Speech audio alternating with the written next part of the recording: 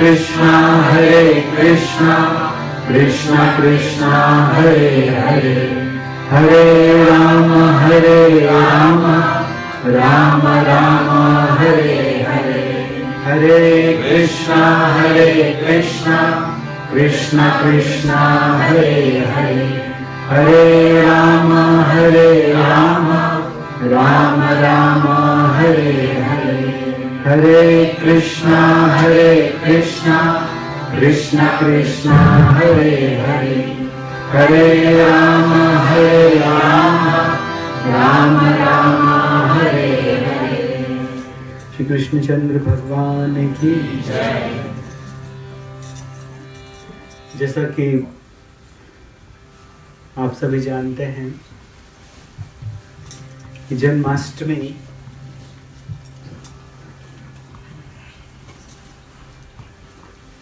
महामहोत्सव आने वाला है।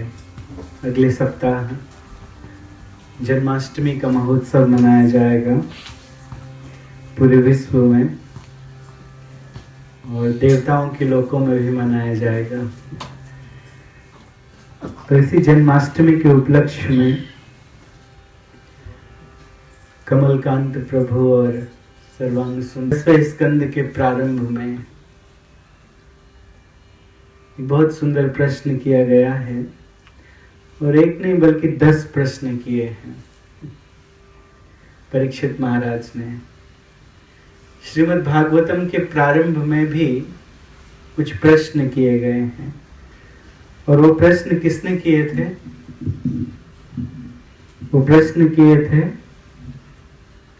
सूत गोस्वामी जी से सौनक ऋषि ने, सौनकादि ऋषियों ने।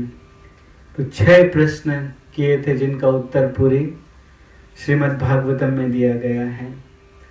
उसमें से तीसरे प्रश्न का उत्तर कि भगवान श्री कृष्ण की लीलाएं किस प्रकार हुई या उसका उद्देश्य क्या था, उसका वर्णन भी श्रीमद् भागवतम के इसी 10वें स्कंद में किया गया है। लेकिन इस 10वें स्कंद के प्रारंभ में भी परीक्षित महाराज 10 प्रश्नों को करते हैं। तो कथा यहाँ से प्रारंभ होती है कि 9वें स्कंद में संक्षेप में सुखदेव गोस्वामी ने वंशावली का वर्णन किया। 2 वंश प्रमुख हैं, सूर्यवंश और चंद्रवंश। सूर्यवंश में भगवान श्री रामचंद्र जी का जन्म हुआ था, और चंद्रवंश में भगवान कृष्ण का जन्म हुआ था। इसको याद रखना बहुत आसान है, मुश्किल नहीं है ना? किस प्रकार से इस बात को याद रखा जा सकता है? हाँ, बिल्कुल बिल्कुल। जब श्री रामचंद्र जी जन्म लिए तो उस समय दोपहर का समय था। सूर्य वंश, दोपहर के समय सूर्य रहता है, तो बहुत आसान है। और सब लोग जानते हैं कि भगवान श्री कृष्ण रात्रि में जन्मे थे, अर्धरात्रि में जन्मे थे। तो उस समय चंद्रमा प्रमुख रूप से विराजमान रहता है। तो ऐसा समझिए कि एक बार भगवान ने चंद्र को यह शुभाशीष, यह अवसर प्रदान किया कि लोग कहें कि भगवान चंद्रवंश में आए, और एक बार यह शुभाशीष सूर्य देवता को प्रदान किया कि लोग कहें कि भगवान सूर्य वंश में आए। तो 9वें स्कंद में जब संक्षेप में वर्णन कर दिया गया, और भगवान श्री कृष्ण के विषय में भी कुछ श्लोकों में बता दिया गया कि भगवान ने चंद्रवंश में, श्री कृष्ण चंद्र ने अवतार लिया, प्रकट हुए। उसे सुनकर परीक्षित महाराज का मन माना नहीं कि मैंने बहुत कम शब्दों में भगवान के विषय में सुना है। जिसके जीवन के मात्र 3 दिन शेष रह गए हैं, 3 दिन और शेष रह गए, लगभग चौथे दिन की कथा हो चुकी है। तो वह व्यक्ति सोना, खाना पीना इत्यादि सब कुछ छोड़कर भगवान श्री कृष्ण की कथा सुनना चाहते हैं। तो श्री राजोवाच, बहुत सुंदर श्लोक है, इस श्लोक को आप सभी हमारे पीछे दोहराइए। श्री राजोवाच कथितो वंश विस्तारो भवता सोम सूर्ययोः राज्ञां चोभयवंशानां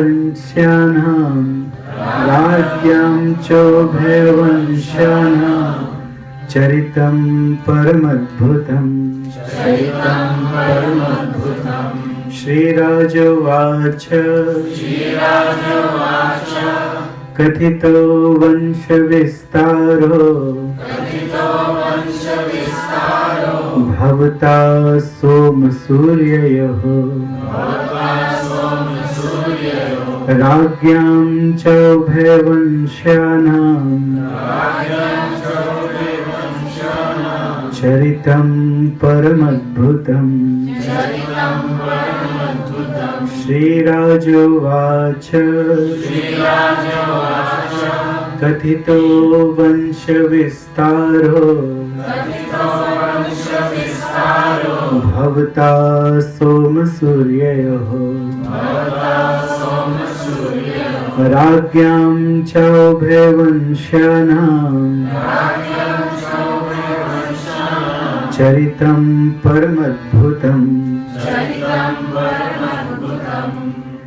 परीक्षित महाराज ऐसा कहते हैं कि हे महामुनि, हे सुखदेव गोस्वामी, कथितः वंश विस्तारो, आपने वंश विस्तार किया। किन वंशों के विषय में बताया, किन वंशों का विस्तार किया? भवतः सोम सूर्ययोः। भवता का अर्थ होता है आपके द्वारा, आपने। सोम सूर्ययोः, चंद्रवंश और सूर्यवंश का विस्तार किया। तो भगवान ने बताया था कि सूर्यवंश में, सुखदेव गोस्वामी जी ने बताया था कि सूर्यवंश में कौन कौन आए। ऐल से ये वंश प्रारंभ हुआ। पुत्र की इच्छा थी लेकिन पुत्री प्राप्त हुई, इसका वर्णन पहले भी किया जा चुका है। लेकिन भगवान से प्रार्थना करके पुत्री को भगवान की कृपा से फिर से पुत्र बना दिया गया, ब्राह्मणों के द्वारा यज्ञ करके, जिनका नाम बाद में सुद्युम्न पढ़ा। लेकिन वही सुद्युम्न एक बार भगवान शिव जी के क्षेत्र में प्रवेश करके वापस से स्त्री बन गए। तो स्त्री रूप में जन्म लिए थे, भगवान की कृपा से ब्राह्मणों के द्वारा यज्ञ करने से पुत्र बने, लेकिन फिर से स्त्री रूप में परिणित हो गए। फिर प्रार्थना की गई ऋषियों के द्वारा, ब्राह्मणों के द्वारा, तो शिव जी ने कुछ ऐसा वरदान दिया कि 1 महीने पुत्र रहेगा, 1 महीने पुत्री रहेगा। इसका विस्तार किया जा चुका है। तो ये बड़ा अद्भुत चरित्र है ना। सामान्य रूप से ऐसा देखने को नहीं मिलता है। कोई ऐसा होता है कि 1 महीने कोई गे रहे और दूसरे महीने लेस्बियन बन जाए? कभी ऐसा होता है? नहीं होता है ना। ऐसा कभी नहीं होता है। इस संसार में ऐसा कुछ नहीं होता। 1 महीने कोई पुत्र रहे और दूसरे महीने कोई पुत्री बन जाए। लेकिन भागवतम में अद्भुत चरित्र दिया गया है, अद्भुत। इसलिए राजोवाचा, परीक्षित महाराज कहते हैं कि चरितम अद्भुतम, अद्भुत चरित्र। अब देखिए सगर महाराज, कि पुत्र हुए, पौत्र हुए, और सगर महाराज के ही वंश में कौन आया बाद में? भागीरथी जी आए, जिन्होंने गंगा को पृथ्वी पर बुला लिया। तो ये क्या अद्भुत चरित्र नहीं है? तो इस वंश का भी विस्तार किया गया, किसके द्वारा? सुखदेव गोस्वामी जी के द्वारा। तो ये भी सूर्य वंश में आए हैं। और फिर बाद में धीरे धीरे महाराज रघु, रंतिदेव इत्यादि आए, रघु, और उसी वंश में श्री रामचंद्र जी आए। तो पहले नवम स्कंद में सूर्य वंश का वर्णन किया गया है, और उसके बाद चंद्र वंश का वर्णन किया गया है। तो चंद्र वंश में भी बहुत बड़े बड़े लोग आए हैं, बहुत बड़े बड़े लोग आए हैं। पुरुरवा, महाराज नहुस, ययाति, यदु महाराज आए, और इसी वंश में बाद में वसुदेव जी आए, और उनके पुत्र कृष्ण और बलराम। तो इन सब का विस्तार किया जा चुका है। लेकिन इसके बाद महाराज परीक्षित और सुनना चाहते हैं, इसलिए कहते हैं भवता सोम सूर्ययो, आपके द्वारा सोम वंश और सूर्य वंश का अच्छे से वर्णन किया गया, पहले कथितः कर दिया गया है। राज्ञाम च उभय वंश्याम, आपने राज्ञाम च उभय वंश्यानाम, दोनों के महान राजाओं का अद्भुत चरित्र प्रस्तुत किया, बहुत अच्छे से बताया, ठीक ठीक से आपने सबके विषय में बताया। लेकिन हमारी कुछ और सुनने की इच्छा है। वास्तव में परीक्षित महाराज भगवान श्री कृष्ण की कथाओं को सुनना चाहते हैं। जीवन के अंत में मनुष्य क्या करे? मान लीजिए किसी व्यक्ति को पता चल जाए कि किसी के जीवन के बहुत कम समय शेष बचा है, तो क्या किया जाए? तो उसके लिए केवल दसम स्कंद का पाठ करना चाहिए, केवल भगवान श्री कृष्ण की लीलाओं को सुनाना चाहिए। गोकर्ण जी अपने पिताजी से कहते हैं, आत्मदेव जी से, श्रीमद् भागवतम के पहले श्रीमद् भागवतम का महात्म्य है, उस महात्म्य में आत्मदेव जी की कथा आती है। और आत्मदेव जी से गोकर्ण उनके पुत्र ऐसा कहते हैं कि पिताजी, आपके जीवन के बहुत कम समय अब शेष बचा है, बहुत कम समय शेष बचा है, इसलिए आप हर तरह की आसक्ति को त्याग दीजिए। अपने घर की आसक्ति को, पुत्र की आसक्ति को, पत्नी की आसक्ति को, इन सबको त्याग के आप वन में प्रवेश कीजिए और केवल एक ही कार्य कीजिए, दसमस्य पाठात, केवल दसम स्कंद का पाठ कीजिए। दसम स्कंद की लीलाओं को अच्छे से पढ़िए, ये साधुओं के द्वारा दसम स्कंद की लीलाओं को अच्छे से सुनिए। तो यद्यपि परीक्षित महाराज ने तो पहले भी बहुत बहुत सुना था भगवान के विषय में, लेकिन अब विशेष रूप से प्रार्थना करते हैं कि आप हमें भगवान के विषय में बताइए। तो देखिए उनकी जिज्ञासाएं कितनी अच्छी हैं, और धीरे धीरे उन्होंने 10 प्रश्न किए हैं। तो सुनिए कि पहली जिज्ञासा उनकी क्या है। दसम स्कंद के श्लोक नंबर 1 से लेकर प्रथम अध्याय के श्लोक नंबर 14 तक उन्होंने 10 प्रश्न पूछे हैं। तो ये दूसरा श्लोक है, यदोश्च धर्मशीलस्य नितरां मुनिसत्तमं तत्रांशेन वतीर्णस्य विष्णु वीर्याणि संसनः। ऐसा कहते हैं कि यदोश्च धर्मशीलस्य, आपने यदुवंशियों का भी वर्णन किया। और सुखदेव गोस्वामी के लिए एक शब्द प्रयोग करते हैं कि मुनि सत्तमा। मुनि सत्तमा का अर्थ होता है मुनियों में श्रेष्ठ।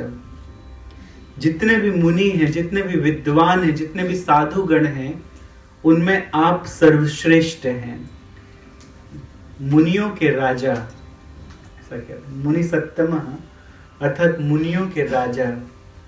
हम लोग कहते हैं ना कि मंत्रों का राजा, हरे कृष्ण महामंत्र। तो मुनियों के राजा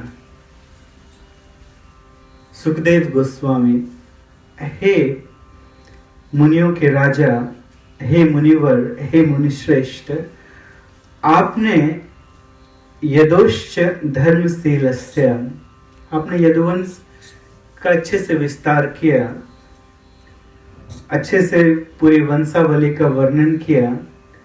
और आपने ये भी बताया कि वसुदेव जी के पुत्र हुए भगवान और अपने अंश के साथ प्रकट हुए। विष्णु वीर्याणि संसनः, तो मैं आपके मुखारविंद से भगवान विष्णु की लीलाओं को सुनना चाहता हूं। वो पूछ रहे हैं भगवान श्री कृष्ण के विषय में, लेकिन यहाँ पर विष्णु शब्द प्रयुक्त करते हैं।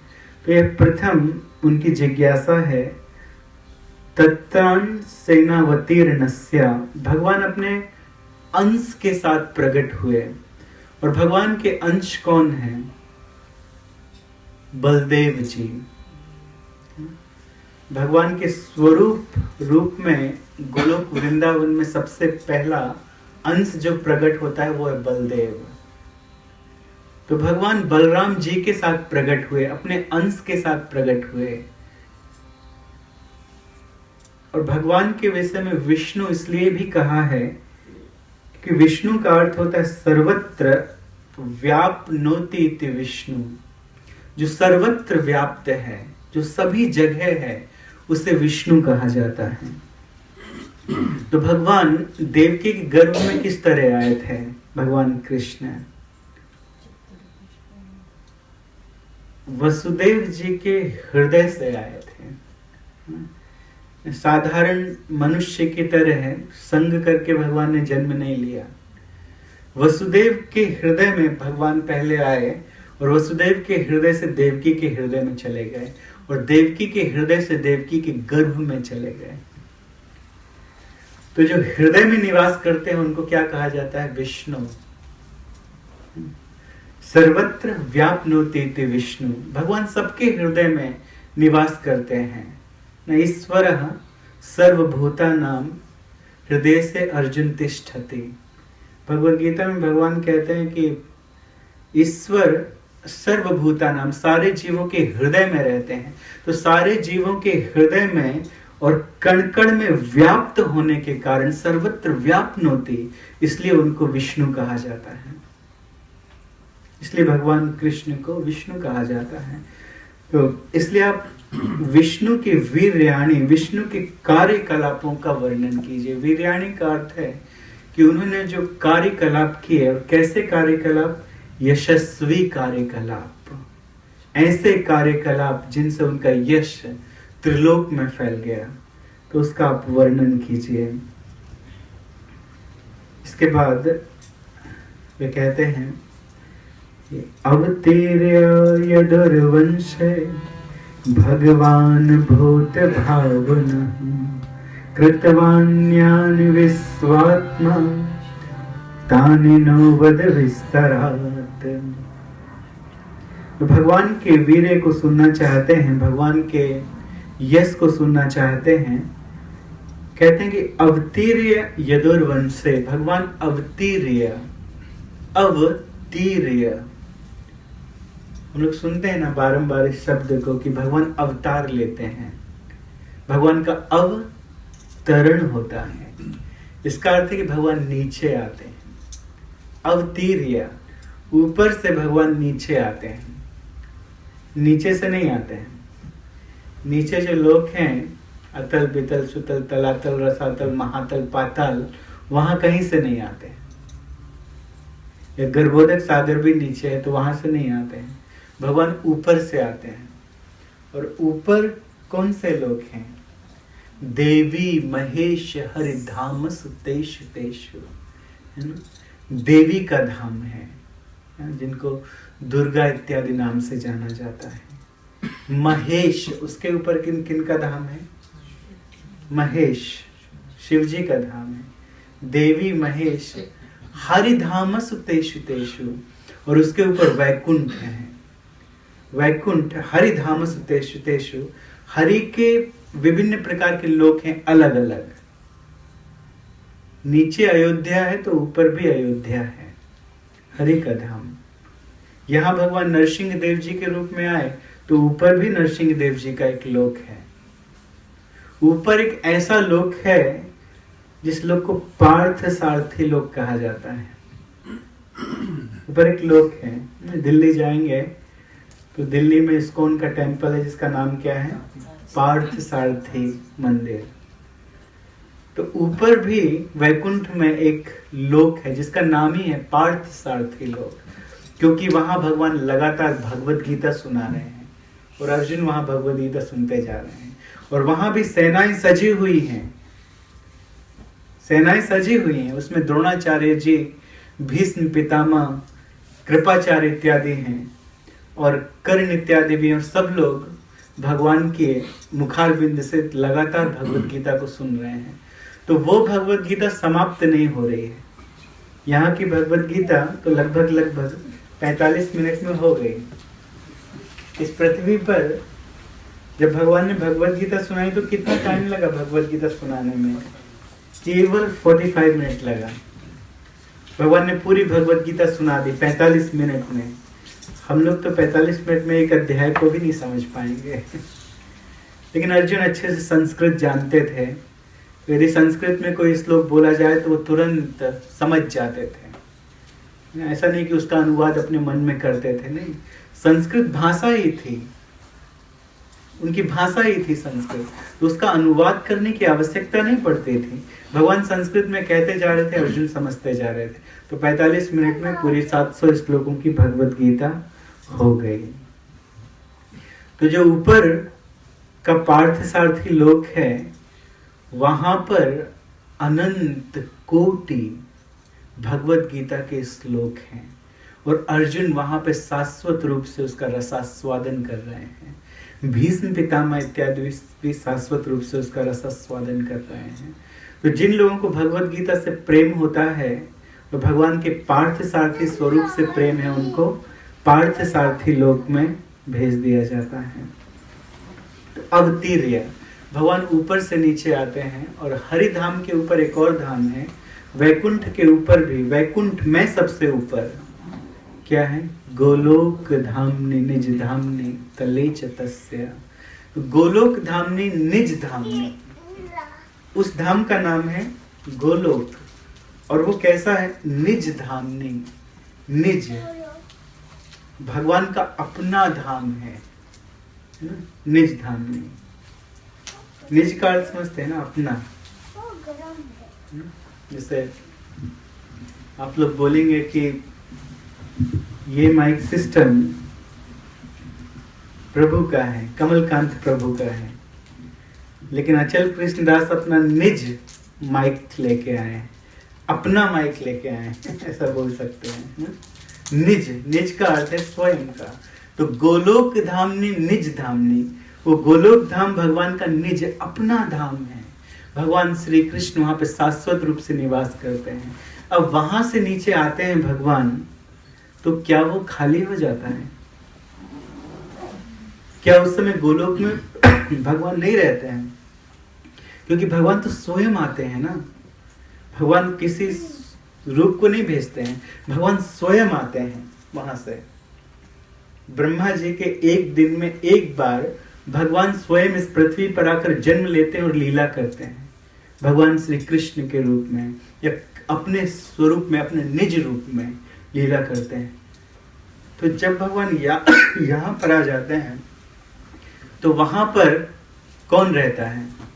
वहां पे कौन लीला करता है? हाँ, भगवान स्वयं लीला करते हैं। ऐसा नहीं कि वहां से यहां आ गए तो वहां कोई नहीं बचा। ईशोपनिषद में सबसे पहले क्या कहा गया है? ओम पूर्णमदः पूर्णमिदं पूर्णात् पूर्णमुदच्यते पूर्णस्य पूर्णमादाय पूर्णमेवावशिष्यते। पूर्ण से अनेक पूर्ण चीजें निकलती हैं, लेकिन वो पूर्ण कभी भी उसमें कमी नहीं आती। वो पूर्ण के पूर्ण बने रहते हैं, वैसे ही बने रहते हैं। तो उसी प्रकार से भगवान से अनेक अनंत कोट, इस बात को भगवान ने कई बार बतलाया है, कई बार दिखलाया है भगवान श्री कृष्ण की लीला में। जब श्रीमद् भागवतम का 10वां स्कंद पढ़ेंगे तो भगवान ने इस बात को दिखलाया है कि भगवान कई बार अपने आप को अनंत कोटि रूप में प्रकट किए और सबके सब पूर्ण थे। जितने भी रूपों को प्रकट किया उसमें से ऐसा नहीं था कि किसमें 63 कलाएं हैं, किसी में 62 कलाएं हैं, किसी में 49 कलाएं हैं। ऐसा नहीं, सबके सब 64 कलाओं वाले, सबके सब परिपूर्ण कृष्ण थे। यहाँ तक कि भगवान लाठी इत्यादि बन गए थे, स्टिक इत्यादि बन गए थे, और वो भी भगवान श्री कृष्ण थे पूर्ण। ये भगवान की लीलाएं हैं। अवतीर्य यदुर्वंशे, भगवान ने किस वंश में जन्म लिया, किस वंश में अवतार लिया? यदुवंश में, वृष्णि वंश में भगवान अवतरित हुए, ऊपर से नीचे आए। तो परीक्षित महाराज कहते हैं, बतलाते हैं, भगवान भूत भावना, भगवान आए। 6 ऐश्वर्यों वाले भगवान स्वयं आए। भूत भावना, भूत भावना का अर्थ होता है जो सबको जन्म देते हैं उनको भूत भावन कहते हैं। तो भगवान सारे प्राणियों को जन्म देते हैं। भगवान के बिना किसी की सत्ता नहीं। भगवान के पहले कुछ नहीं था, कुछ भी नहीं था। भगवान के पहले कोई भी नहीं था। भगवान ने सब कुछ प्रकट किया है। एक तरफ से बलदेव तो दूसरी तरफ से राधा रानी। राधा रानी से और सारी देवियां हो गई। जितनी भी रुक्मणी, सत्यभामा है, जितनी भी भगवान की देवियां हैं, दासियां हैं, वो सब राधा रानी से आई हैं। बलदेव से चतुर्व्यूह, वासुदेव शंकर्षण प्रद्युम्न अनिरुद्ध, उससे दूसरा चतुर्व्यूह वासुदेव शंकर्षण प्रद्युम्न अनिरुद्ध। उसके बाद उनसे 3 विष्णु, क्षीरोदक साई विष्णु, कारणोदक साई विष्णु, गर्भोदक साई विष्णु, क्षीरोदक साई विष्णु। गर्भोदक साई विष्णु से ब्रह्मा, ब्रह्मा के सिर से शिव, है ना, ब्रह्मा जी के द्वारा सारी सृष्टि। तो भगवान के पहले कुछ नहीं था, कुछ भी नहीं था। भगवान सबको जन्म देते हैं, इसलिए भगवान को भूत भावना कहते हैं। अब भगवान ने जन्म दिया तो क्या जन्म दे के छोड़ दिया? जाने दो। जन्म दिया तो कुत्ते बिल्लियों की तरह छोड़ दिया सबको संसार में? नहीं, ऐसा नहीं। भगवान जन्म देते हैं तो पीछे से टॉर्च लाइट दिखाते हुए भी आते हैं। कैसे? भगवान हृदय में आ जाते हैं, हृदय में आ जाते हैं, और हृदय में बैठकर ददामि बुद्धि योगम तम येन माम उपयान्ति ते। ये जीव फंसा कैसे? जीव आया क्यों इस संसार में? कभी कभी लोग प्रश्न करते हैं, क्या जरूरत थी इस संसार में भेजने की? सीधे अपने धाम में बुला लिए होते, क्यों हमें इतना कष्ट होता? क्यों बार बार जन्म मृत्यु जरा व्याधि भौतिक दैविक आध्यात्मिक क्लेश का सामना करना पड़ता? बारंबार 84 लाख योनियों में भटकना पड़ता? क्यों? एक ही बार में क्यों नहीं ऊपर कर लिया? क्योंकि जीव भोगना चाहता था। जीव जब परा अपरा प्रकृति के मध्य में था, भगवान जबरदस्ती तो करते नहीं है किसी के साथ। अगर जबरदस्ती करेंगे तो प्रेम नहीं कहलाएगा, है? कोई सही प्रेमी अपनी प्रेमिका से जबरदस्ती नहीं करेगा। तुम्हें मेरे साथ शादी करना ही पड़ेगी, कोई ऑप्शन नहीं है। वो स्वतंत्रता देता है, तो भगवान प्रेम करते हैं इसलिए स्वतंत्रता देते हैं। और कुछ जीव भगवान के पास चले गए, भगवान की दास्ता स्वीकार करके, अपना स्वरूप पहचान के कि जीवेरे स्वरूप है कृष्ण नित्य दास, चले गए गोलोक वृंदावन में, भगवान की भक्ति करने लगे।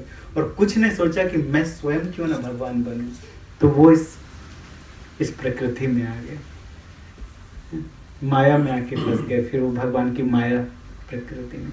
लेकिन जो माया में आ गए तो भगवान ने ये नहीं कि अरे ये मुझे छोड़कर चला गया, इसने मेरी दास्ता स्वीकार नहीं की, अब मैं बताता हूँ, अब मैं दिखलाता हूँ इसको, ये मेरे पास कभी नहीं आ पाएगा, इसे मैं कितना कष्ट दूंगा देख। ऐसा नहीं किया भगवान ने। भगवान तुरंत उसके पीछे कूदे टॉर्च लाइट लेके परमात्मा रूप में, और उसके हृदय में विराजमान हो गए कि जिस दिन ये मेरी तरफ देखेगा मेरे पास आने के लिए, तो तुरंत मैं इसे बुद्धि दे दूंगा। तो ये भगवान की भगवत्ता है, इसलिए भगवान को भूत भावन कहा जाता है। और मटेरियली भी देखा जाए तो जो कुछ हमको प्राप्त हो रहा है वो कौन दे रहा है? भगवान दे रहे हैं, है ना। आजकल के साइंटिस्ट तो नहीं मानते हैं भगवान को, लेकिन मान लीजिए कि कभी भगवान आ जाएं ऊपर, भगवान आके कहें कि तुम मेरी पृथ्वी में नहीं रह सकते हो, मेरे जल में नहीं रह सकते हो, क्योंकि ये तो मैंने बनाया है। भगवान की 5 प्रकृति है ना, भूमि रापो नलो वायु खम मनो बुद्धि रेवचा। तो भूमि रापो नलो वायु खम, ये पांचों भगवान के हैं। भगवान कहते हैं ये मेरी प्रकृति है, भिन्ना प्रकृति रष्टधा। तो भूमि भी भगवान की है। भगवान बोले मेरी भूमि खाली कर दो, तो कोई कहेगा ठीक मैं जल में चला जाता हूँ। तो भगवान कहते जल भी मेरा है। आपह, भूमि आपह का अर्थ होता है जल। अनल, कोई बोले ठीक है मैं आकाश में रहूंगा, अनल वायु में रहूंगा, आकाश में अनल। तो आकाश भी तो भगवान का है, भगवान ने बनाया, वो भी भगवान का तत्व है, महत्त्व। भूमि रापो नलो वायु, वायु भी भगवान के द्वारा बनाई गई है, आकाश भी भगवान के द्वारा बनाया गया है। तो सब कुछ भगवान के द्वारा बनाया गया है। मनुष्य कहाँ रहेगा? तो भगवान बोले कि ठीक है तुमने इतने दिनों से तुम हो तो उसका कर दो मुझे, तो मनुष्य कहाँ से देगा? तो सब कुछ भगवान का है, भगवान के बिना मनुष्य को कुछ प्राप्त नहीं हो सकता है। किसी ने कभी सोचा है कि कोई बच्चा जब किसी के गर्भ में रहता है तो उसको कौन खाना प्रदान करता है? वो व्यवस्था भगवान ने की है, भगवान ने की है। और जैसे ही बच्चा बाहर आता है माँ के स्तनों में दूध आ जाता है, पहले तो नहीं रहता है, बच्चा होने के बाद ही होता है। कैसे?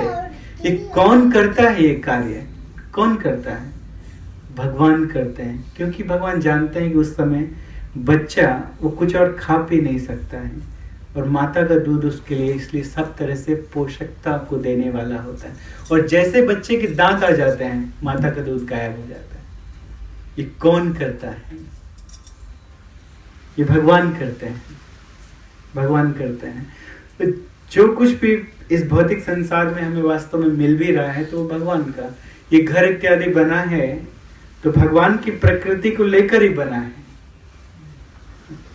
भगवान की मिट्टी को लेकर बना है, भगवान की लकड़ी को लेकर बना है। तो सब कुछ भगवान देते हैं, इसलिए भगवान को भूत भावन कहा जाता है। तो जो जन्म देते हैं, जो पालन करते हैं और जो मनुष्य से प्रेम करते हैं उनको भूत भावन कहा जाता है।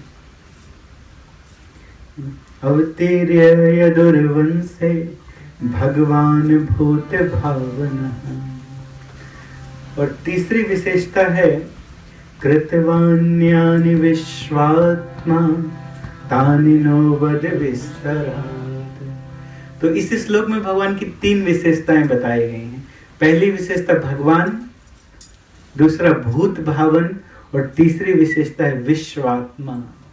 भगवान विश्व की आत्मा है, भगवान इस विश्व के कण कण में है, इसलिए भगवान को विष्णु कहा जाता है। एको बहुनाम यो विदधाति कामान, वो एक है वेद कहता है वो सबकी इच्छाओं को पूरा कर रहे हैं। एको बहुनाम यो विधाति कामान। तो ऐसे भगवान भूत भावन विश्वात्मा कृतवान, यानी भगवान के यशस्वी कार्यकलापों का वर्णन कीजिए।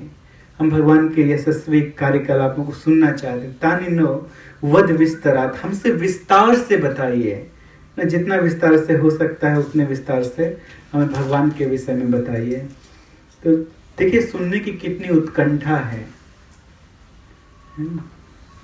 कितनी उत्कंठा से कह रहे हैं बारंबार कि हमें भगवान कृष्ण के विषय में बताइए, बारंबार बताइए। उसके बाद चौथे श्लोक में ऐसा कहते हैं, निवृत्त तरसे उपगीयमाना भवो सदा मनोभिराम। कौत्तम श्लोक गुणानुवाद पुमान विरचेत बिना पशुना। ये बहुत सुंदर श्लोक है, बहुत अच्छा श्लोक है। इस श्लोक में उन्होंने कहा निवृत्त तरसैर उपगीयमानात्, भगवान की कथाएं किनके द्वारा गाई जाती हैं, किनके द्वारा कही जाती हैं, किनके द्वारा रस ली जाती हैं भगवान की कथाएं। निवृत्त तरसैर, तरसैर, जिनके हृदय में किसी भी प्रकार की भौतिक कामनाएं नहीं है, जिनके हृदय में कोई इच्छा नहीं है किसी भी प्रकार की, तो निवृत्त, जो हर प्रकार की इच्छा से मुक्त हो चुके हैं, तो ऐसे लोग भगवान की कथाओं का गुणगान करते रहते हैं। भगवान, लोग कितने प्रकार के होते हैं इस संसार में जो भगवान की कथाओं को सुनना चाहते हैं। कौन कौन सुनना चाहता है? भगवान की कथाओं को सब सुनना चाहते हैं। मुक्त पुरुष तो सुनना ही चाहते हैं, जो हर तरह से मुक्त हो गए हैं। मुक्त का क्या अर्थ है? निवृत्त तरसय उपगीयमाना। निवृत्त तरसय, जिनके हृदय में कोई इच्छा नहीं, उनको मुक्त कहेंगे। जो लोग काम मुक्त हो गए हैं, काम का अर्थ होता है इच्छाएं, जिनके हृदय में किसी प्रकार की इच्छा नहीं है, वो मुक्त हैं। दूसरे प्रकार के लोग हैं वैश्यिक, वो भी भगवान की कथा को सुनना चाहते हैं। जिनको विषयों से प्रेम है, जो भौतिक संसार के भोग की सामग्रियों को भोगना चाहते हैं, ऐसे लोगों को भी भगवान की कथा अच्छी लगती है। इसके साथ साथ मुमुक्षु, जो मुक्ति चाहते हैं, वो भी भगवान की कथा सुनना चाहते हैं। तो वैश्विक भी सुनना चाहते हैं। ऐसा कहते हैं, एक बहुत बड़े आचार्य हुए हैं जिनका नाम है हरिसूरी जी। तो हरिसूरी जी ऐसा कहते हैं कि भगवान की कथा सबको अच्छी लगती है।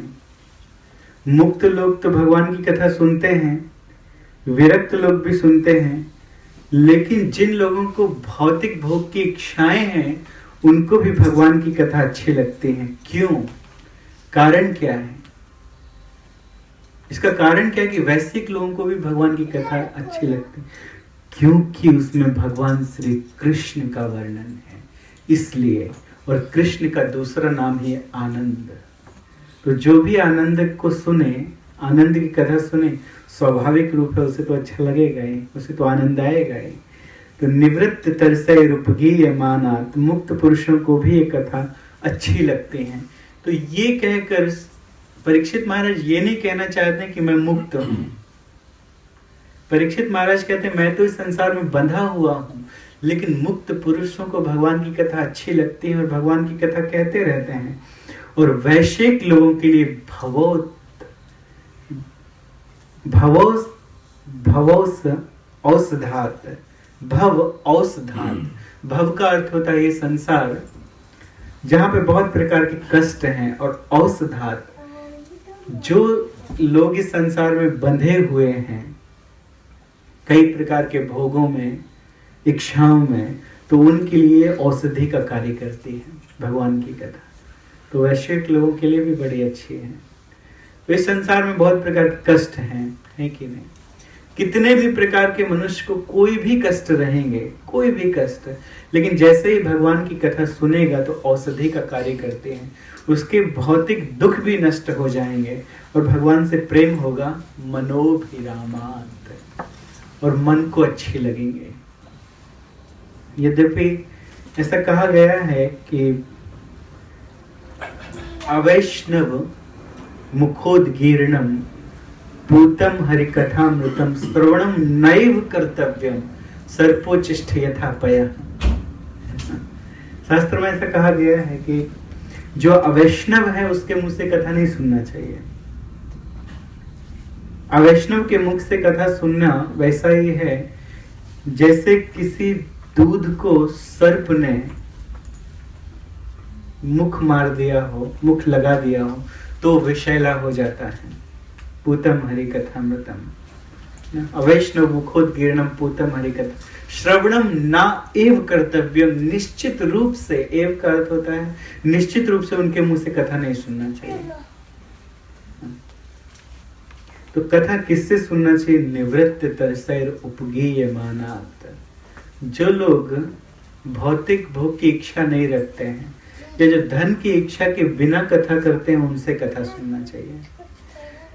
लेकिन आप लोगों ने देखा होगा कि जो लोग धन लेकर कथा करते हैं, जो लोग फीस लेकर कथा करते हैं, 5 लाख 10 लाख 20 लाख लेकर भी कथा करते हैं, तो भी लोगों को अच्छा लगता है, मनोभिरामात्, फिर भी लोग बैठकर सुनते रहते हैं और आनंद लेते हैं, क्योंकि भगवान की कथा का ये गुण है कि मनोभिरामात्। यदि मुक्त पुरुषों के मुख से सुना जाए तो तुरंत कल्याण करती है, तुरंत कल्याण करती है। लेकिन ये भगवान की कथा का गुण है क्योंकि इसमें कृष्ण का वर्णन है ना। भगवान का एक गुण होता है, अग्नि का एक गुण है कि अग्नि को चाहे कोई भी छुए, कोई भी छुलाए, जलेगा, मनुष्य जलेगा। आप बर्फ के टुकड़े से अग्नि को पकड़कर, बर्फ के टुकड़े को, आइस ब्लॉक से अग्नि को पकड़कर किसी दूसरे को छुलाएंगे फिर भी वो जलेगा, फिर भी वो जलेगा। तो भगवान की कथा का गुण है आनंद, भगवान का गुण है आनंद, कथा का गुण है आनंद। अब इसे कोई भी दे, कथा अपना काम करेगी, कथा अपना कार्य करती। तो मनोभिरामात् भव औषधात् श्रोत मनोभिरामात् का उत्तम श्लोक गुणानुवादात्। इसलिए आप हमें भगवान के ऐसे गुणानुवादों का वर्णन कीजिए। जो लोग भगवान की कथा को नहीं सुनते हैं वे लोग बिना पशुघ्नात्, कौन नहीं सुनता है भगवान की कथा को? केवल कसाई भगवान की कथा को नहीं सुनेगा, केवल कसाई नहीं सुनेगा, बाकी सब सुनेंगे। कसाई का एक अर्थ ये होता है कि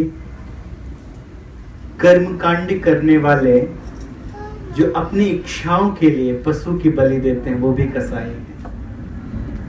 कर्मकांड करते हैं, बड़े बड़े कर्मकांड, यज्ञ इत्यादि करते हैं, लेकिन अपनी इच्छाओं के पूर्ति के लिए दूसरे पशुओं की बलि देते हैं, तो वो कसाई है। और दूसरे कसाई वो हैं जो आत्मा का हनन करते हैं, जो आत्मा का वध करते हैं। कोई कहेगा अरे प्रभु जी कैसी बातें करते हैं, आत्मा का आत्मा को ना तो जलाया जा सकता है, ना सुखाया जा सकता है, ना काटा जा सकता है, फिर आत्मा का वध कौन करेगा? भगवत गीता में लिखा है कि आत्मा तो वध हो ही नहीं सकता आत्मा का कभी। तो आत्मा का वध का अर्थ है कि जो लोग आत्मा को नहीं मानते हैं वो आत्मा का वध करने के बराबर ही है। जो लोग आत्मा को नहीं मानते हैं, अर्थात जिनका उद्देश्य केवल शरीर से संबंधित वस्तुओं को प्राप्त करना और इंद्रिय तृप्ति करना है, तो वो लोग पशुघ्नात्। आत्मा को अपशु कहा जाता है। आत्मा, हमारे शरीर के अंदर आत्मा है, इसे अपशु कहा जाता है। और अपशु का अर्थ है जिसमें किसी भी प्रकार का शोक नहीं है। आत्मा में किसी प्रकार का कोई शोक नहीं है। आत्मा को कभी मारा नहीं जा सकता है और आत्मा हमेशा शुद्ध रहती है। तो लेकिन जो लोग आत्मा के अस्तित्व को नहीं मानते हैं, वो लोग वास्तव में आत्मघाती हैं, आत्मा का हनन करने वाले हैं। तो ऐसे लोगों को छोड़कर सब लोगों को भगवान की कथाएं अच्छी लगती हैं और सब लोग भगवान की कथा सुनते हैं, इस संसार के सभी लोग। इसके बाद परीक्षित महाराज को इस बात का ध्यान आ गया कि परीक्षित महाराज का संबंध भगवान के साथ किस प्रकार से है, किस तरह से वो भगवान से घनिष्ठ संबंधित हैं। तो मैं उनकी कथा सुनना चाहता हूं। अहो मेरा भाग्य है, भगवान कृष्ण जिनके विषय में अब तक सुखदेव गोस्वामी ने वर्णन किया है, और उनके इस अल्प वर्णन को सुनकर मेरा मन संतुष्ट नहीं हुआ है। मैं तो ऐसा चाहता हूं कि भगवान श्री कृष्ण का वर्णन करते रहिए, करते रहिए, करते रहिए और मैं सुनता रहूं। और मेरा कितना बड़ा भाग्य है कि देखो मैं उन्हीं भगवान से संबंधित हूं। परीक्षित महाराज ऐसा सोच रहे हैं। तो आगे कहते हैं, पितामहा में समरे मरंजय, देवव्रताद्यातिरथस्थिमिङ्गलैः, दुरत्ययं कौरवसैन्यसागरं कृत्वा तरन्तवत्सपदविस्मयप्लवः। कहते हैं कि पिता महा में मेरे पिता महा। परीक्षित महाराज के मेरे पिता महा। तो परीक्षित महाराज के पिता कौन थे? अभिमन्यु। तो उनके पितामह कौन हुए? अर्जुन। अर्जुन पांडव के पुत्र हुए अर्जुन। 5 पुत्र में से एक थे अर्जुन।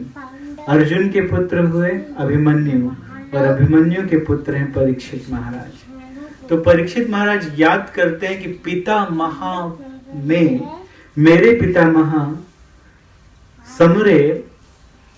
समर में अमर जय,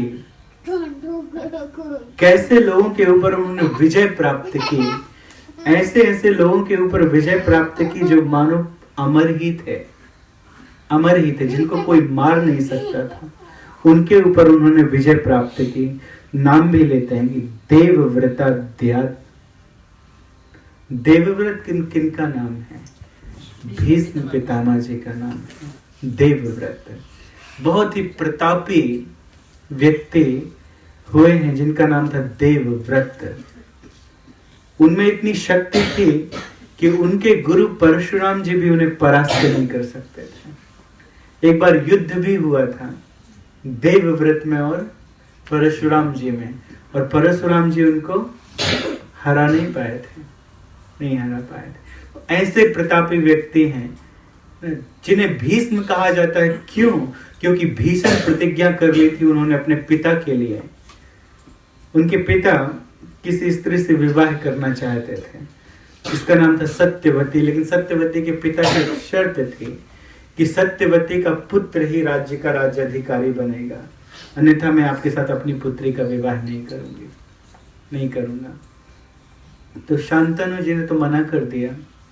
उन्होंने कहा जिसका देवव्रत जैसा पुत्र हो, योग पुत्र हो, गंगा पुत्र, तो दूसरा कैसे सिंहासन पर बैठ सकता है भारत के।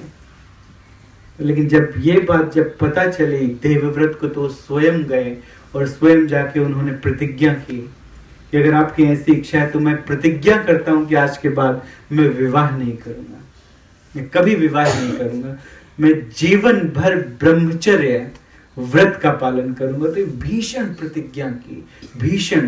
तो भीषण प्रतिज्ञा करने के कारण उनका नाम भीष्म हो गया। जो राज्य उनके चरणों में पड़ा था, वो चाहते तो भारत के राजा बन सकते थे, और इस विश्व में कोई ऐसा दूसरा राजा नहीं था जो भीष्म पितामह को परास्त कर सकता था, जो देवव्रत को परास्त कर सकता था। लेकिन त्याग दिया उन्होंने ऐसे राज्य को। किसके लिए? अपने पिता के लिए।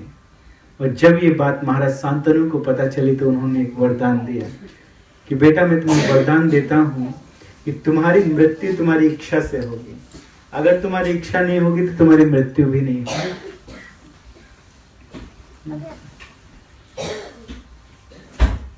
भीष्म पितामह को कोई नहीं मार सकता था, केवल एक बार भीष्म पितामह ने मरने की इच्छा की थी। एक बार उन्होंने कह दिया था भगवान से, जब भगवान आए थे और भगवान ने कहा, जब कुछ नहीं दिया पांडवों के लिए, भगवान संधि दूत बनकर आए थे, भगवान ने कहा केवल 5 गांव दे दो, छोटे छोटे 5 राज्य दे दो, 5 पांडव संतोषी उसी में रह लेंगे। लेकिन क्या कहा दुर्योधन ने, 5 राज्य क्या, मैं सुई की नोक के बराबर भूमि नहीं दूंगा। तो भगवान ने कहा अब तो युद्ध होगा, अब युद्ध होगा और मैं युद्ध की घोषणा करता हूं। तो उस समय भीष्म पितामह से मिलने के लिए गए थे और भगवान ने यह भी कहा था कि मैं अस्त्र नहीं उठाऊंगा, अस्त्र शस्त्र नहीं उठाऊंगा। तो भीष्म पितामह ने कहा था कि मैं तो तुमसे उठवा के रहूंगा, अस्त्र शस्त्र उठवा के रहूंगा। अर्जुन बहुत प्रतापी थे। अर्जुन को 18 दिन के युद्ध में एक भी बार पसीना नहीं आया। युद्ध करते हुए महाभयंकर युद्ध हुआ था, महाभयंकर युद्ध, लेकिन अर्जुन को पसीना नहीं आया। केवल एक बार पसीना आया था अर्जुन को, भीष्म पितामह से युद्ध करते समय ना। अर्जुन इतनी जल्दी जल्दी अस्त्र छोड़ रहे थे, इतनी जल्दी जल्दी बाण चला रहे थे, भीष्म पितामह भी बाण चला रहे थे जल्दी जल्दी जल्दी जल्दी। उस दिन भीष्म पितामह ने दुर्योधन के सामने प्रतिज्ञा की थी कि यदि आज अर्जुन का मैं वध करके आऊंगा, आज अर्जुन का वध करूंगा, अन्यथा श्री कृष्ण से अस्त्र उठवाऊंगा। अगर श्री कृष्ण अस्त्र शस्त्र नहीं उठाते हैं तो अर्जुन का वध आज निश्चित है। ये प्रतिज्ञा कर ली थी भीष्म पितामह ने दुर्योधन के कारण। दुर्योधन ने उन्हें इस तरह से कहा कि उन्होंने प्रतिज्ञा कर ली। तब भगवान ने, भीष्म पितामह ने जल्दी जल्दी अस्त्र चला रहे थे वो, और उस समय उतनी ही शीघ्रता से अर्जुन भी अस्त्र चला रहे थे, और उस समय अर्जुन को पसीना आ गया था। एक बार, केवल 18 दिन के युद्ध में एक बार अर्जुन को पसीना आया था। तो भगवान ने ऐसे करके देखा अर्जुन की तरफ कि अर्जुन को पसीना आने लगा है। तो भगवान से ये देखा नहीं गया कि मेरे भक्त को पसीना आ गया, ये भगवान से देखा नहीं गया। कोई ऐसा हो सकता है दूसरा कोई ऐसा प्रेमी हो सकता है जो देखे कि अरे हमारे इस प्रेमी को पसीना आ रहा है, देख ना सके वो। लेकिन भगवान तुरंत कूद गए, रथ से कूद गए, तुरंत कूद गए। जैसे देखा कि मेरे भक्त को पसीना आ गया, तुरंत भगवान कूद गए रथ से। क्यों कूदे? भगवान ये जान गए कि अगर मैंने भीष्म पितामह को नहीं रोका तो आज अर्जुन का वध निश्चित है। इसलिए भगवान कूद गए अपने भक्त की रक्षा करने के लिए। और भगवान ने एक रथ का पहिया उठाया और दौड़े मारने के लिए। किसकी तरफ? भीष्म पितामह की तरफ। भगवान ने, लेकिन उसके बाद भी अर्जुन को एक बाण लगने नहीं दिया था। कुछ बाण भगवान ने अपने ऊपर ले लिए थे लोक दृश्य के लिए। भगवान के शरीर से रक्त निकल रहा था, यद्यपि है नहीं भगवान के शरीर में, लेकिन भगवान के शरीर से रक्त निकल रहा था। भगवान ने बाण लिए अपने ऊपर, लेकिन अर्जुन को एक भी बाण नहीं लगा 18 दिन में, इतना भी रक्त नहीं निकला अर्जुन का। भगवान अपने ऊपर बाण लेके भगवान एक रथ का पहिया उठा के दौड़े भीष्म पितामह की तरफ। उस दिन भीष्म पितामह ने हाथ जोड़कर ऐसी इच्छा की, आज मेरी मृत्यु आ जाए, आज मेरी मृत्यु हो जाए। यदि मैं मरूं तो कृष्ण के हाथों से, कृष्ण मुझे मार दे, ये मुझे स्वीकार है। आज मेरी मृत्यु आ जाए, हे भगवान मुझे मार दीजिए। कृष्ण के हाथों से यदि मृत्यु हो तो कितना अच्छा है। वो ऐसा सोच रहे थे, हाथ जोड़कर खड़े हो गए। इसके बाद अर्जुन आगे गए और पैर पकड़ने लगे भगवान का कि माफ कर दीजिए, माफ कर दीजिए, मैं अब ठीक से युद्ध करूंगा। उनके पितामह हैं तो वो भी ठीक से युद्ध नहीं कर रहे थे, पितामह के ऊपर ठीक से बाण नहीं चला सकते थे प्रेम के कारण। भगवान मुझे माफ कर दीजिए, आपने प्रतिज्ञा की है कि आप अस्त्र शस्त्र नहीं उठाएंगे, आपकी प्रतिज्ञा नहीं चूकना चाहिए, मैं ठीक से युद्ध करूंगा। इस तरह से भगवान अपने भक्तों की रक्षा करते हैं। एक जगह ऐसा कहा गया है, भगवान उस तरह से अपने भक्तों की रक्षा करते हैं जिस तरह से पलकें आंखों की रक्षा करते हैं। नहीं, पलकें जो है आंखों की रक्षा करते हैं। अगर आपकी तरफ से कंकड़ फेंकेंगे हम तो सबसे पहले पलकें बंद होंगी, कंकड़ आपकी आंखों तक पहुंच नहीं पाएगा, पलकें बंद हो जाएंगी। तो पलकें आंखों की सदैव रक्षा करते हैं। तो उस प्रकार से भगवान अपने भक्तों की रक्षा करते हैं पलकों के समान। पितामहो में समिरे मुरंजय देवव्रताद्यादिरथेस्तिमीलले। तो देवव्रत आदि ये बड़े बड़े तिमिंगल थे। तिमी एक पशु है समुद्र का, तिमी, जिसकी लंबाई चौड़ाई होती है 100 योजन। 100 योजन, इसका अर्थ है 800 माइल। 800 माइल, इतने बड़े बड़े जीव समुद्र में रहते हैं। साइंटिस्ट भी कहते हैं कि समुद्र का सबसे बड़ा जीव है, ये कहा नहीं, कौन है ये कहा नहीं जा सकता है। कहीं कोई प्राणी मिलता है लेकिन उससे बड़ा कहीं और दिखाई दे सकता है। तो समुद्र में कितने बड़े बड़े जीव होते थे। तिमी, एक समुद्री पशु का नाम है तिमी, जिसकी लंबाई चौड़ाई कितनी होती है 800 माइल, 100 योजन। और उससे भी बड़ा एक पशु है जिसका नाम है तिमिंगल, और तिमिंगल तिमी को निगल जाता है। तो सोचिए तिमिंगल कितना बड़ा होगा। तो तिमिंगल कहकर किसकी विशेषता दी जा रही है? देवव्रतादि, देवव्रता आदि। केवल देवव्रत नहीं, कर्ण, अश्वत्थामा, कृपाचार्य, भीष्म तो थे ही, द्रोणाचार्य, शल्य इत्यादि, ये सब अतिरथी महारथी थे जो एक दिन में 10-10 हजार रथियों का वध करते थे। 10-10 हजार अतिरथियों का वध कर देते थे एक दिन में। इतने बड़े बड़े लोग भरे पड़े थे कौरवों की सेना में, और सबके पास कोई ना कोई अस्त्र था, दैवी अस्त्र अर्जुन को मारने के लिए सब लोग लेके रखे हुए थे। लेकिन भगवान ने किसी ना किसी प्रकार से हमेशा रक्षा की, अर्जुन की रक्षा की। एक बार तो एक बाण मारा अर्जुन की तरफ और अर्जुन को लगने ही वाला था, लेकिन भगवान ने अपने पैर से जोर से रथ में प्रहार किया तो घोड़े घुटने टेकते हुए जमीन पर बैठ गए, रथ भी दब गया जमीन में, और अर्जुन भी नीचे आए तो केवल वो बाण अर्जुन के मुकुट को लगा और मुकुट गिर गया, लेकिन अर्जुन का एक बाल भी बांका नहीं हुआ। और उसके बारे में महाभारत में लिखा गया है कि अर्जुन अपने खुले बालों से और सुंदर लग रहे थे युद्ध करते हुए। अर्जुन के बहुत सुंदर घुंघराले बाल थे, तो उससे और सुंदर लग रहे थे अर्जुन। इस बात को लिखा गया है। तो ये विशेषता है भगवान की कि अपने भक्तों का कुछ होने नहीं देते। कर्ण कभी भी अर्जुन को मार सकता था, केवल भगवान की कृपा से नहीं मार पाया, केवल भगवान की कृपा से। यदि भगवान की कृपा ना होती तो इंद्र आके कवच और कुंडल ना लेते कर्ण से। कर्ण के कवच और कुंडल में सारी शक्ति थी, है ना। यदि भगवान की कृपा ना होती तो कर्ण के गुरु उसे श्राप नहीं देते कि तुम्हें जब इसकी सर्वाधिक आवश्यकता होगी तो इस विद्या को भूल जाओगे। यदि भगवान की कृपा ना होती तो कर्ण का पहिया उस दिन धंसता नहीं जिस दिन अर्जुन ने कर्ण को मारा था बिना शस्त्र लिए हुए।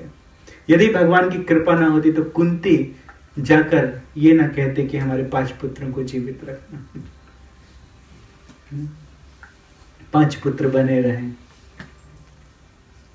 ये 5 पुत्रों का वरदान ले लिया। तो ये सब किसकी कृपा है? ये सब भगवान की कृपा है। तो ऐसे बहुत सारे तिमिंगल थे और उन सब का वध कर पाए अर्जुन हमारे पितामह तो किसकी कृपा से? परीक्षित महाराज कहते हैं कि वो केवल कृष्ण की कृपा से। इस विषय में कहते हैं दुरत्ययम कौरव सैन्य सागरम, दुरत्यय कौरव सैन्य सागरम। एक दुरत्य एक सागर था, महासागर था, जिसमें बड़े बड़े भूचाल उठ रहे थे। लेकिन उस महासागर को, उस महाभारत के युद्ध को अर्जुन ने कैसे पार कर लिया? जैसे कोई गौखुर को पार कर जाता है। गाय के बछड़े से जो निशान बनता है भूमि पर, और थोड़ा सा पानी उसमें भरा हो तो कितनी आसानी से कोई पार कर जाएगा। उस प्रकार से अर्जुन पार कर गए इस महाभारत के युद्ध को।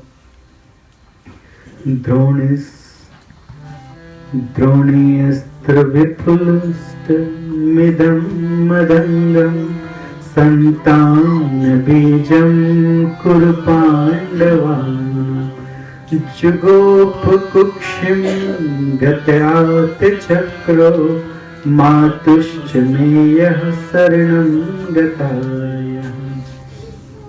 इसके बाद कहते हैं जुगोप का अर्थ है कि शरण ली थी। किसने शरण ली थी? मेरी माता ने। मेरी माता बहुत बड़ी भगवान की भक्त नहीं थी, उत्तरा, लेकिन जब उसके गर्भ में अश्वत्थामा ने ब्रह्मास्त्र छोड़ा था तो उसने मातुस में यह शरणम गताया।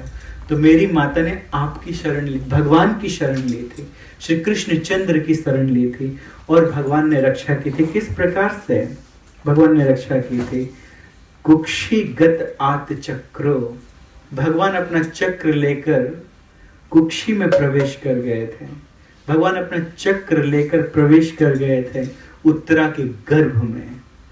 तो परीक्षित महाराज को भगवान का दर्शन सुदर्शन के साथ प्राप्त हुआ। परीक्षित महाराज कहते मैंने क्या किया था? गर्भ के अंदर तो मुझे ज्ञान नहीं था, ना मैंने किसी प्रकार की भक्ति की थी, लेकिन बिना भक्ति किए भगवान ने गर्भ में ही मुझे अपना दर्शन दे दिया। श्री हरिसूर्य जी कहते हैं कि दर्शन दिया सुदर्शन के साथ में, तो भगवान का दर्शन नहीं सुदर्शन हुआ, भगवान का सुदर्शन प्राप्त हुआ परीक्षित महाराज को। इसलिए उनका एक नाम विष्णुरात भी है, जिन्होंने गर्भ में भगवान की रक्षा की है। भगवान जिनकी हमेशा रक्षा करते हैं। किसके अस्त्र से? द्रोणी अस्त्र, जो जलाए जा रहे थे, वो भूर्ण गर्भ के अंदर जलाया जा रहा था। द्रोणी अस्त्र, द्रोणी के अस्त्र से द्रोणाचार्य का पुत्र जिसका नाम था अश्वत्थामा, यद्यपि ब्राह्मण पुत्र था, लेकिन बुरे संग से किसी की भी मति भ्रष्ट हो जाती है। दुर्योधन का संग किया तो मति भ्रष्ट होना ही था। जिस समय भग्नुर दंडे धृतराष्ट्र पुत्र, जब धृतराष्ट्र के पुत्र दुर्योधन की जंघा को तोड़ दिया था अपनी गदा के प्रहार से भीम ने, और तड़फ रहा था दुर्योधन, तो उस समय इसने कहा था, द्रोणी ने, अश्वत्थामा ने, कि मैं उन्हें मार कर लेकर आऊंगा, चिंता मत करो। और वो गया कृतवर्मा आदि के साथ में, और रात्रि में उसने सोते समय लोगों को काटना शुरू किया। रात्रि में सो रहे थे, 18 दिन का युद्ध खत्म हुआ था, तो पांडव इत्यादि भी सो रहे थे, पांडव पुत्र इत्यादि। भगवान पांडवों को लेकर किसी दूसरे स्थान में चले गए थे, बचाना चाहते थे, लेकिन पांडव पुत्र इत्यादि और सेना इत्यादि, एक अक्षौहिणी सेना बची थी, और सब के सब आराम से सो रहे थे कि अब तो हम विजय प्राप्त कर लिए। लेकिन वो अश्वत्थामा आया और सोते समय खच खच खच खच खच खच लोगों की गर्दन काटना शुरू किया। तो सारी बची हुई सेना को मार दिया, और 5 पांडव के 5 पुत्र जीवित थे, उन्हें पांडव समझ के उन्हें मार दिया, उनकी गर्दन काट दी। और गर्दन काटने के बाद एक वस्त्र में उन 5 गर्दनों को लेकर आए कि देखो, 5 पांडवों को मारकर उनकी गर्दन लेकर आया, उनका सिर धड़ लेकर आया। तो उससे बहुत खुश हुआ दुर्योधन, लाओ मुझे लाकर दिखाओ। तो कष्ट था बहुत, रात्रि के समय दिखाई भी नहीं दे रहा था, तो उसने उस धड़ को लिया, सिर को लिया और दबा के देखना शुरू किया, क्योंकि बहुत शक्ति थी उसके पास, दुर्योधन के पास। जब दबाया तो वो तो फूट गए, फच फच करके फूट गए। दुर्योधन ने कहा ये पांडवों के सिर नहीं हो सकते, मैं जानता हूं कि उनके सिर कितने कठोर हैं। तुमने उनके पुत्रों को मार दिया, तुमने हमारे वंश को ही समाप्त कर दिया। तो पहले खुशी हुई जब कहा कि पांडवों को मार दिया, लेकिन जब पांडु पुत्रों को मारा तो उसे दुख हुआ। लोग क्या कहेंगे कि मरते समय भी दुर्योधन ने अपने भाई के पुत्रों का वध करवा दिया, वंश को समाप्त करवा दिया। तो इस पहले प्रसन्नता हुई, बाद में दुख हुआ। तो दुर्योधन को ऐसा वरदान था कि जब उसे खुशी और दुख दोनों एक साथ प्राप्त होगा तो उसकी मृत्यु हो जाएगी, तब उसकी मृत्यु हुई। लेकिन इसके बाद भी अश्वत्थामा माना नहीं। अपने स्वामी की मृत्यु के बाद, दुर्योधन की मृत्यु के बाद, जब भगवान ने राज्याभिषेक इत्यादि कर दिया युधिष्ठिर महाराज को, और 4 महीने भगवान रुके थे। कौन है जो अपना घर छोड़ के 4 महीने किसी के पास रुक जाए? 16,108 रानियों को छोड़कर 4 महीने भगवान हस्तिनापुर में रुक गए। इधर तो एक रानी को छोड़कर कोई एक दिन कहीं नहीं रह सकता है, लेकिन भगवान 16,108 और सेवा करने वाले, भगवान की इच्छा अनुरूप सेवा करने वाले रानियों को छोड़कर भगवान 4 महीने अपने भक्तों के घर में रुक गए। सब वर्णन है कि जब भगवान हमेशा आ जाते थे अर्जुन के साथ में रहने के लिए, और जब भगवान द्वारिका जाने लगते थे तो अर्जुन चले जाते थे भगवान के साथ प्रेम के कारण, और भगवान के साथ में बहुत दिनों तक रुकते थे। और जब अर्जुन आने लगते थे तो भगवान उनके साथ आ जाते थे प्रेम के कारण। भक्त और भगवान का प्रेम है। 4 महीने भगवान रुके और जाने लगे। उसी समय द्रोणी ने ब्रह्मास्त्र का संधान किया। ब्रह्मास्त्र को किसी दूसरे अस्त्र से काटा नहीं जा सकता है, और उसने 6 ब्रह्मास्त्र छोड़े। 5 ब्रह्मास्त्र पांचों पांडवों की तरफ, और 6वां ब्रह्मास्त्र उत्तरा के गर्भ में भी छोड़ दिया, जहां पे पांडव वंश का बीज पड़ा हुआ था, अंतिम वंशज था। उसके गर्भ में, किसी गर्भिणी स्त्री के गर्भ में कोई ब्रह्मास्त्र छोड़ेगा तो उसको भी जलाने के लिए ब्रह्मास्त्र छोड़ दिया। तो पांचों पांडवों को तो पता भी नहीं चला कि ब्रह्मास्त्र हमारी तरफ हमें नष्ट करने के लिए आ रहे हैं। ब्रह्मास्त्र को काटा जाता है तो कैसे? ब्रह्मास्त्र से। लेकिन ब्रह्मास्त्र का संधान करने के लिए पहले बैठना पड़ेगा, थोड़ा समाधि लगाना पड़ेगा, मंत्रों का उच्चारण करना पड़ेगा, तब वो ब्रह्मास्त्र प्रकट होगा, उसके बाद संधान किया जाएगा। लेकिन यहाँ तो सामने आ गया और पता ही नहीं चला कि ये ब्रह्मास्त्र है। उस समय भगवान ने पांचों पांडवों की रक्षा की थी।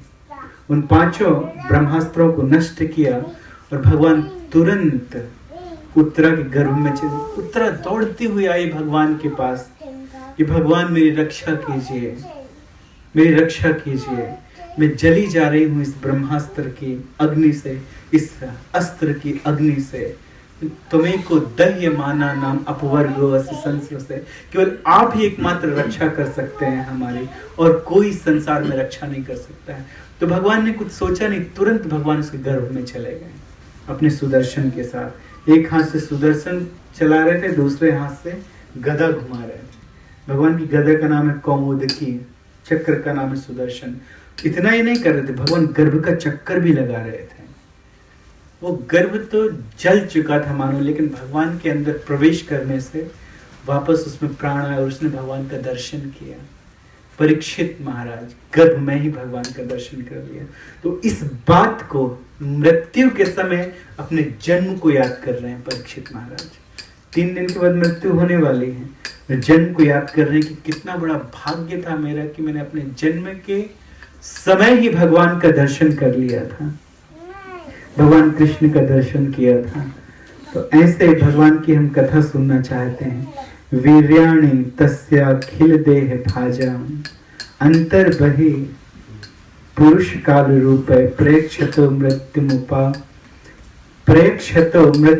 उतामृतम च माया मनुष्य वदस्व विद्वन। कम शब्दों में बता देते हैं कि भगवान, वही भगवान विष्णु जो सबकी देह में, हर वस्तु में निवास करते हैं।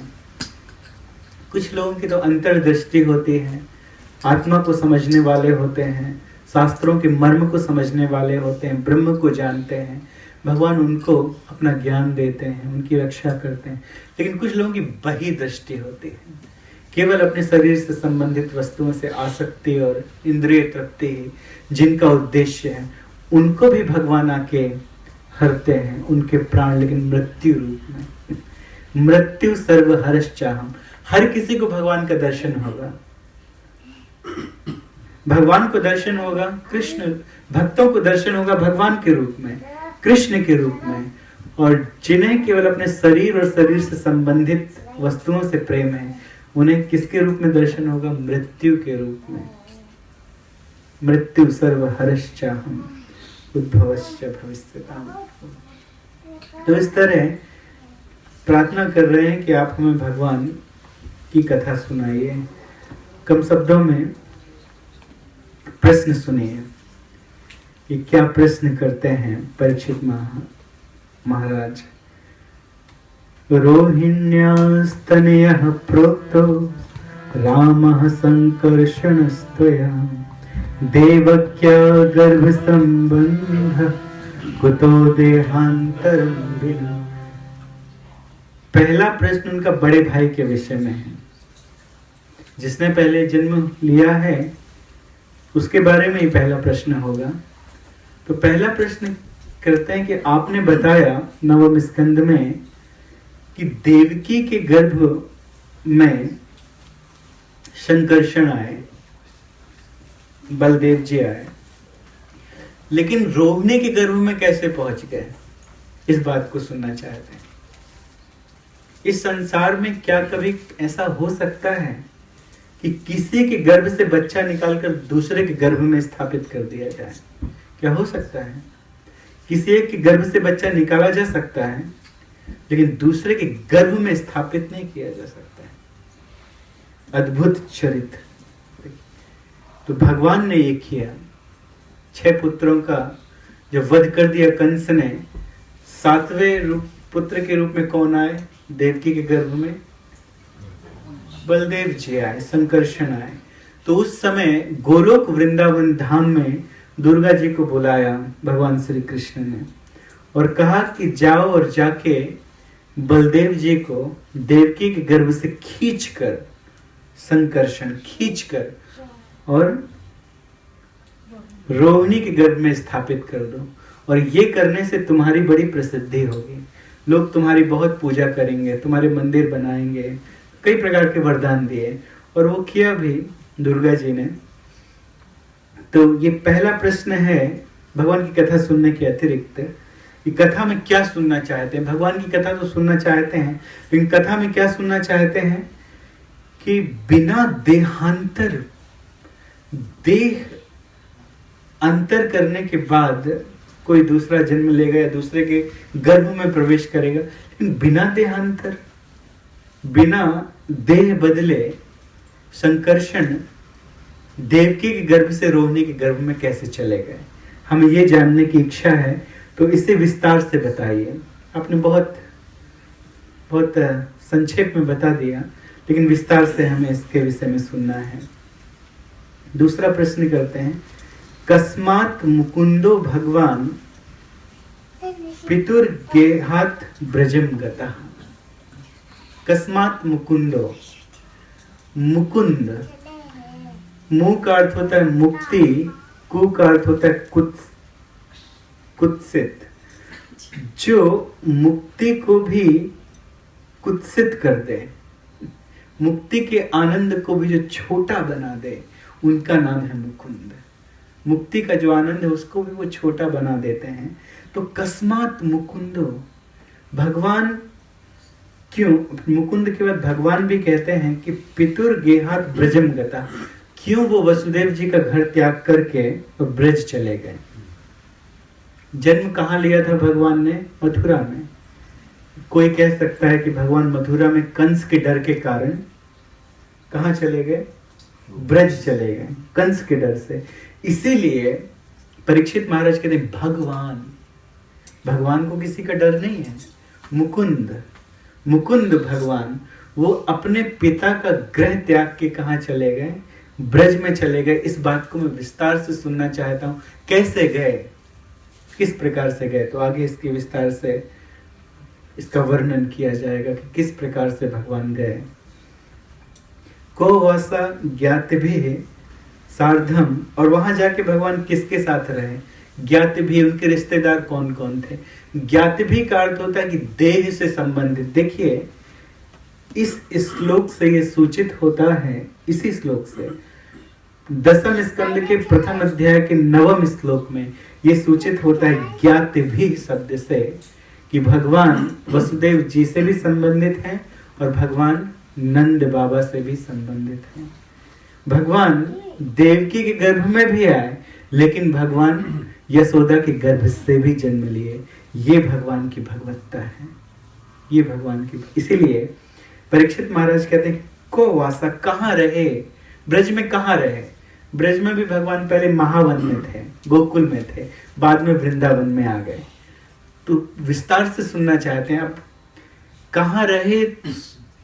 इसमें ये समझ लीजिए कि शॉर्ट में सुनना नहीं है।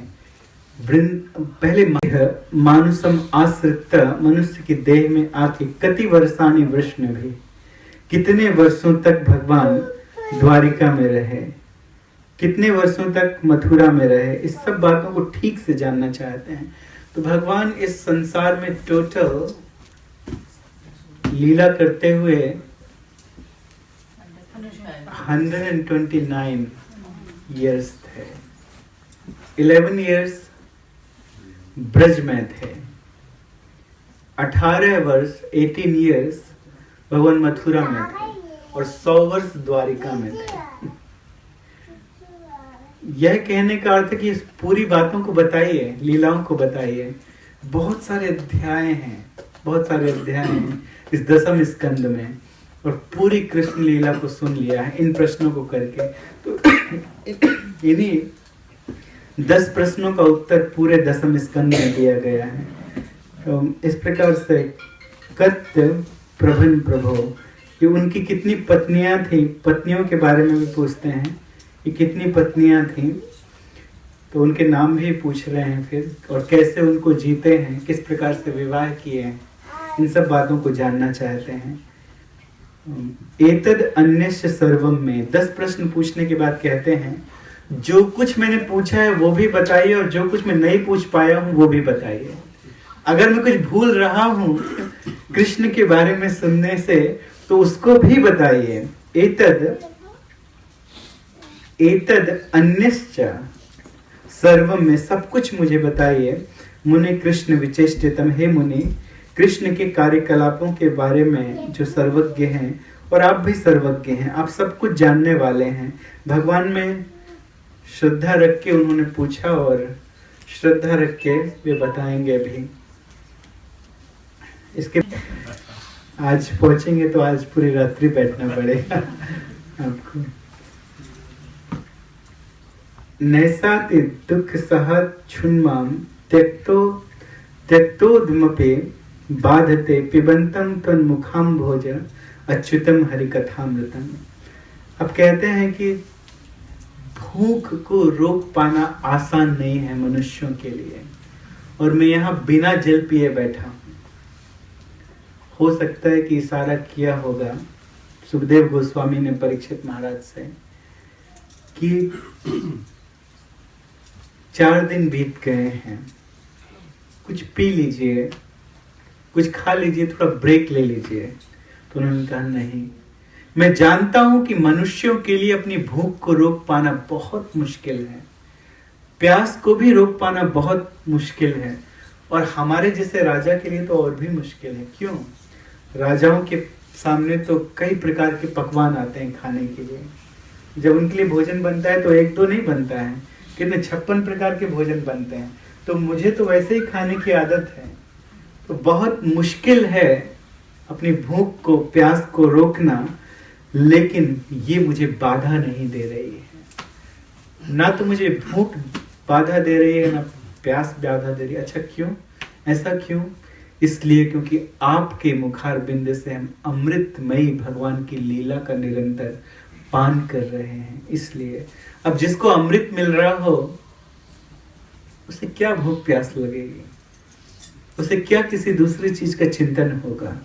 तो तो इसलिए पिबंतम, आपके मुखारबिंद से पिबंतम सुन के, क्या सुन के? अमृतमयी हरि कथामृतम, भगवान की कथा सुन के मुझे भूख प्यास की बाधा नहीं दे रही।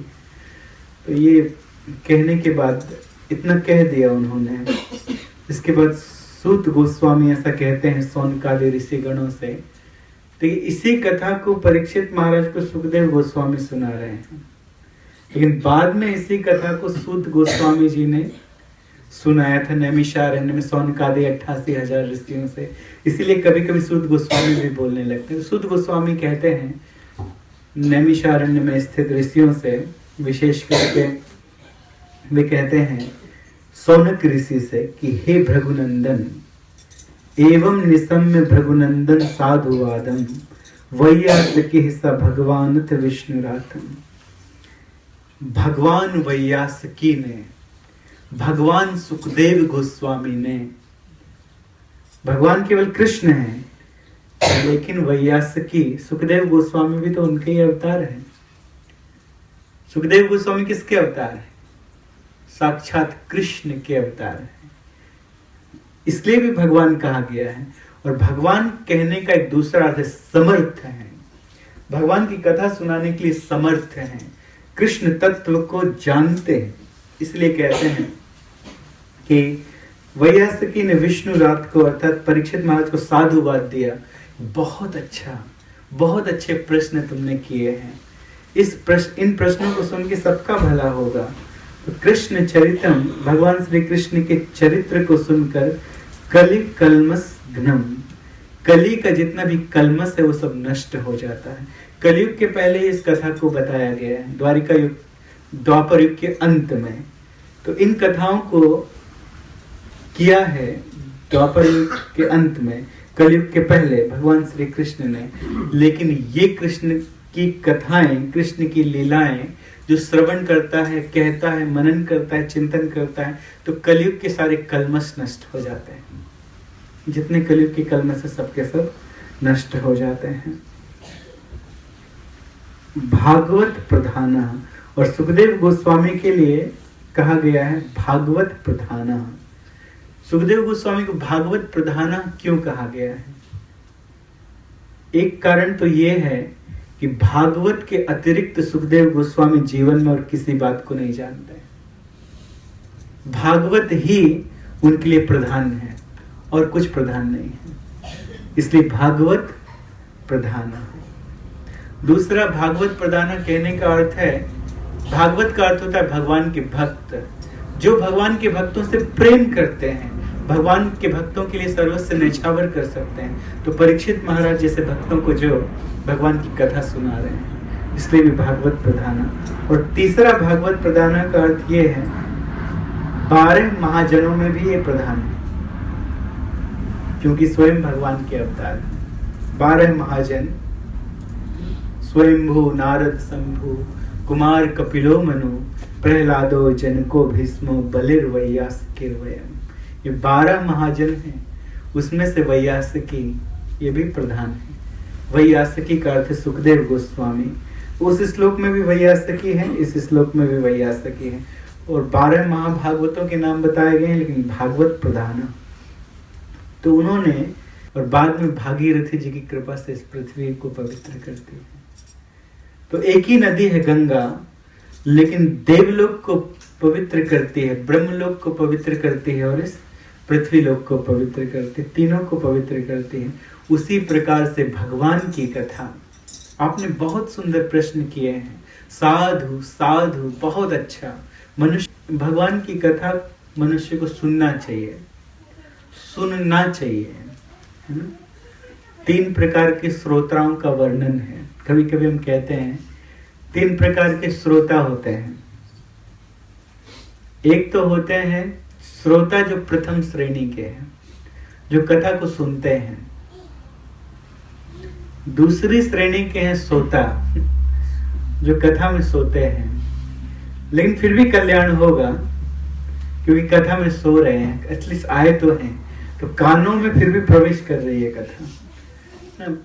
कभी कभी मनुष्य थक जाता है, वो बात अलग है, लेकिन कुछ लोगों का तो ऐसा प्रभाव होता है कि भगवान की कथा प्रारंभ हुई और निद्रा आ गई, लेकिन उसमें भी कल्याण होगा। तो श्रोता और तीसरे थोड़ा खतरनाक प्रकृति के हैं, उनको कहा जाता है सरोता। सरोता जैसे सुपारी को काटते हैं ना, तो सुन के भी वो काटना शुरू करते हैं। एक बार हमारे गुरु महाराज कथा कह रहे थे और एक व्यक्ति भगवान को नहीं मानते थे और कहते हैं कि भगवान को करने के लिए यही मिला, भगवान ने क्यों गोपियों के वस्त्र चुराए? गोपियां नहा रही थी, बेचारी स्नान कर रही थी और कोई काम नहीं है, ये भगवान का काम है, गोपियों के वस्त्र चुरा लिए।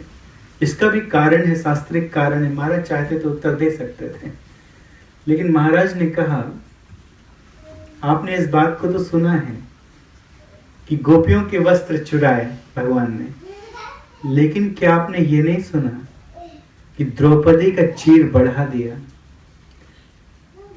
आप चाहते तो ये भी प्रश्न कर सकते थे कि भगवान ने द्रौपदी का चीर बढ़ा दिया। वो दुर्योधन खींचता गया और वहां पे बहुत कपड़ा हो गया, बहुत। दुर्योधन जो 1000 हाथी, दुशासन भी 1000 हाथी का बल रखने वाला था, लेकिन वह दुशासन थक के गिर गया, लेकिन द्रौपदी का चीर खत्म नहीं हुआ। तो ये प्रश्न भी आप कर सकते थे कि भगवान ने ये क्यों किया, लेकिन आपने वो प्रश्न किया। तो उन्होंने कहा कि नहीं, मुझे तो पता नहीं हुआ होगा या नहीं हुआ होगा, चीर बढ़ाया नहीं बढ़ाया किसको मालूम। तो महाराज ने कहा अच्छा, चीर बढ़ाया होगा नहीं बढ़ाया होगा ये किसको मालूम, उस पर विश्वास नहीं है, लेकिन चीर चुरा लिया उस पर विश्वास है। तो यदि इस पर विश्वास नहीं है तो तुम्हें उस पर भी विश्वास नहीं होना चाहिए। तो फिर प्रश्न का उत्तर देने की वैसे भी कोई आवश्यकता नहीं। तो कुछ लोग होते हैं सरोता, कहने का अर्थ वो समझने के लिए नहीं आते हैं, काटने के लिए आते हैं। कुछ ऐसे लोग होते हैं, वो बात को समझना नहीं चाहते हैं, लेकिन वो कुछ गलतियां निकालना चाहते हैं, हर जगह कुछ ना कुछ गलती निकाल के बस उसको ही बताया जाए।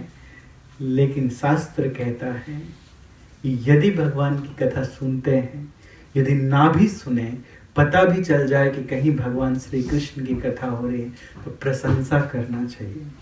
तो कहना चाहिए साधु साधु। जैसे कौन कह रहा है? सुखदेव गोस्वामी कह रहे हैं परीक्षित महाराज के प्रश्नों को सुनकर। तो आज आप लोगों ने परीक्षित महाराज के द्वारा किए गए 10 प्रश्न को संक्षेप में सुना। हमें आनंद नहीं आया वास्तव में जल्दी कहने में, लेकिन समय का ऐसा प्रभाव है कि जल्दी कहना पड़ा। हम चाहते थे इसको अच्छे से बताना, लेकिन इन्हीं 10 प्रश्नों पर पूरी 10वें स्कंद की कथा आधारित है। इन्हीं 10 प्रश्नों का उत्तर पूरे 10वें स्कंद में सुखदेव गोस्वामी जी ने दिया है। तो कल आप सुनेंगे कि किस प्रकार से माता पृथ्वी ब्रह्मा जी को लेकर भगवान के पास गई, अपना दुख लेकर, कि इस पृथ्वी पर किस प्रकार से दुराचारी राजा हो गए हैं जो मुझ पर भार बने हुए हैं, और भगवान कहेंगे कि हम अवतार लेंगे। हरे कृष्णा। श्रीमद् भागवत महापुराण की, श्री कृष्ण चंद्र भगवान की, श्रील प्रभुपाद की, निताई गौर प्रेमानंदे। जय सच्चिदानंद प्रभु की जय।